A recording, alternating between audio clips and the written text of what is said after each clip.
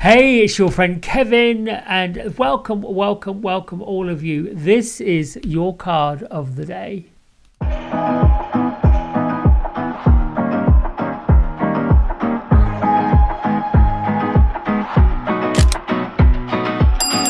right, so here we go with our credits. 2 decks this week from Kyle Gray, the Divine Masters Oracle with illustrations by Jennifer Hawkyard. This is for our card of the week, which happens to be Lord Shiva. Our card of the day deck comes from Kyle Gray. It is the Angel Prayers Oracle deck with illustrations by Jason McCready. And my isms is, I am receptive of all amazing gifts from Source Energy, and I am a world citizen, a universal creator. I come with powerful intent and purpose, because that's really the truth. Lord Shiva this week has been amping up the release of karma, the release of anything that's holding us back, holding us down, stopping us from moving forward with power and intent. It's almost like tempting fate, almost like going within to find that power to knock out anything that is against what is causing us to be a world citizen, a universal creator. Now, interestingly enough, before I pull the card, we are back in a number 3 day.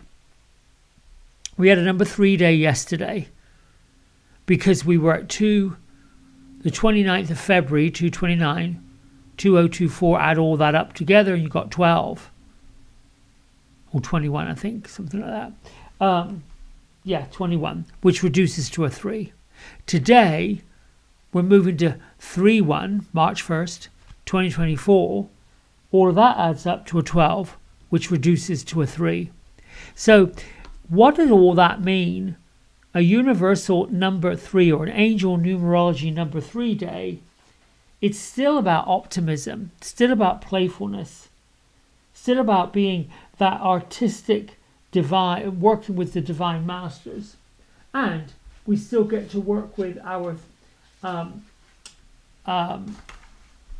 3 of water or 3 of cups if you're a traditional tarotist.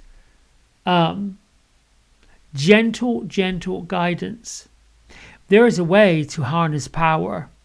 There's a way to harness truth, and there's a way to move through spirituality with power and kindness. Seems like the two are counterintuitive, but let's see what these cards have to say. Gertrude and Beatrice are here with their little input. Well, there we go. Clear your vibes. See, now look. I mean, I don't know that I can make any of this up. Archangel Metatron.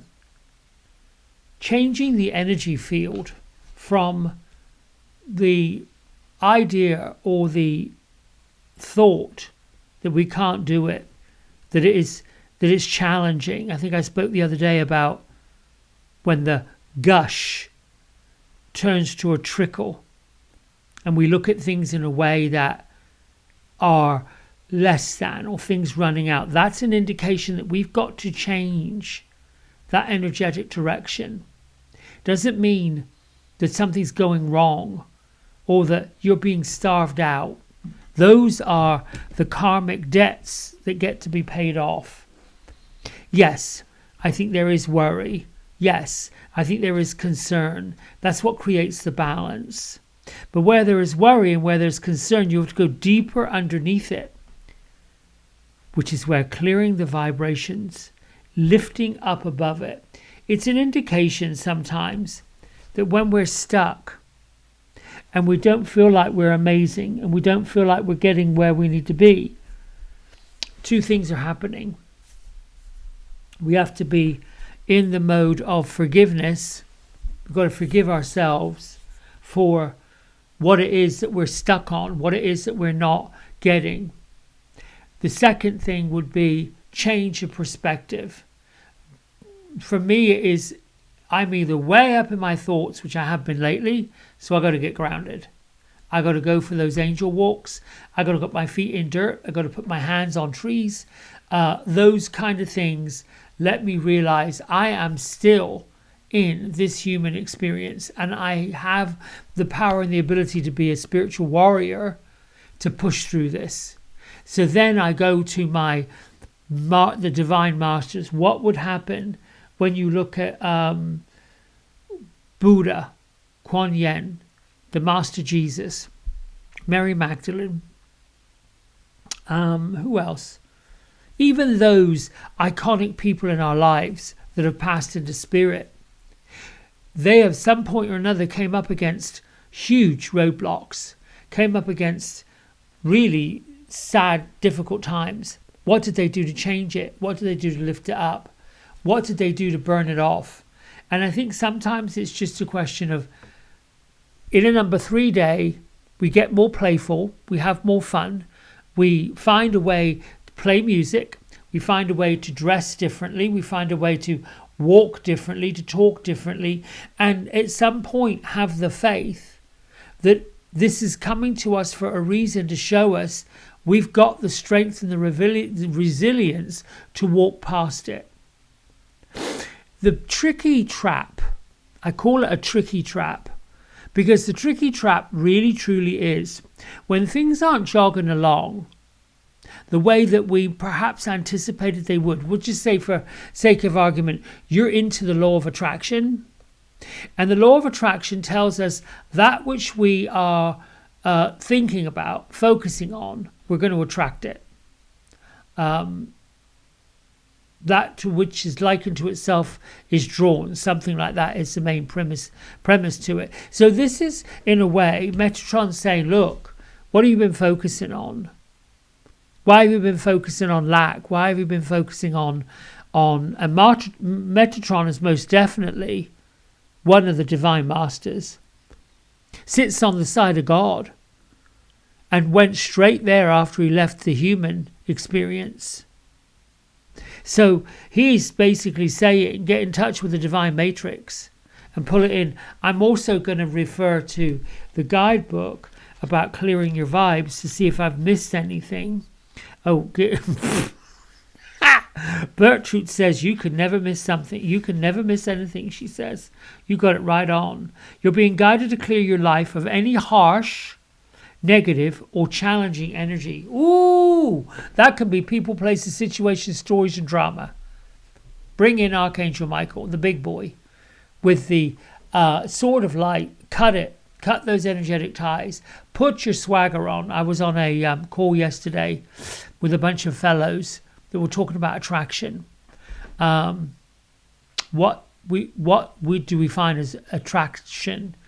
If we realize we've got a crush on somebody, what do we do about it? And I forgot what the third one was. Oh, what makes us feel sexy? And one gentleman just really got in there and honestly just blew me away with his honesty about all the nonsense. He used a word that I can't say here because I'll get in trouble. But he was over it. He was over all the doody-dadas. He was done with it. He was done with all that. And I was lifted, immediately lifted.